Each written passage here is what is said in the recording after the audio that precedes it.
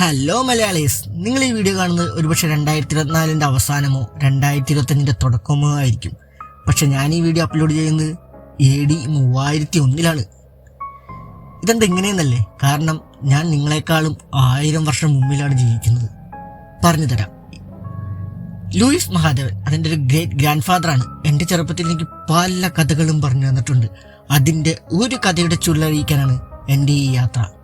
2050 അവസാനം കേരളത്തിലെ ഇടുക്കി എന്ന ജില്ലയിലെ ഏതോ ഒരു ഡാം പൊട്ടിയതും ഒറ്റ ദിവസം കൊണ്ട് 8ഓളം ജില്ലകൾ പൂർണ്ണമായി വെള്ളത്തിൻ്റെ അടിയിലായതും അന്ന് കേരളം ഭരിച്ചുകൊണ്ടിരിക്കുന്നത് 2 പാർട്ടികൾ മാറി മാറിയായിരുന്നുവെന്നും അന്ന് നമ്മൾ ഇന്ത്യ എന്ന മഹാരാജ്യത്തിൻ്റെ ഒരു ഭാഗമായിരുന്നുവെന്നും ഇപ്പൊ 2 ശത്രുരാജ്യങ്ങളാണ് കേട്ടോ, നേരത്തെ ഒന്നായിരുന്നുവെന്ന്. എന്നാലും അന്നത്തെ ആ ഗവൺമെന്റ് തകർച്ചയ്ക്ക് അത് ആ ഡാം പൊട്ടൽ ഒരു കാരണം തന്നെയായി.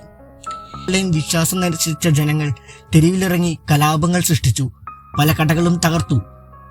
പിന്നീട് ജനങ്ങളാൽ തെരഞ്ഞെടുത്ത ഒരാൾ കേരളത്തിന്റെ പുതിയ മുഖ്യമന്ത്രിയായി. ആധുനികയുടെ പല മാറ്റങ്ങളും ആ മുഖ്യമന്ത്രി കേരളത്തിൽ കൊണ്ടുവന്നു. പയ്യെ പയ്യെ കേരളത്തിൽ നഷ്ടപ്പെട്ടു പോയ 8 ജില്ലകളിൽ 7 ജില്ലകൾ കേരളത്തിന് വീണ്ടെടുക്കാനായി. 8ാമത്തെ ജില്ലയായ എറണാകുളം കടലിന്റെ അടിയിൽ പൂർണ്ണ വിശ്രമം കൈക്കൊണ്ടു. ഇനി നമ്മൾ കാണാൻ പോകുന്നത് 13 ജില്ലകളുള്ള 14 സംസ്ഥാനങ്ങളുള്ള കേരളമാണ്.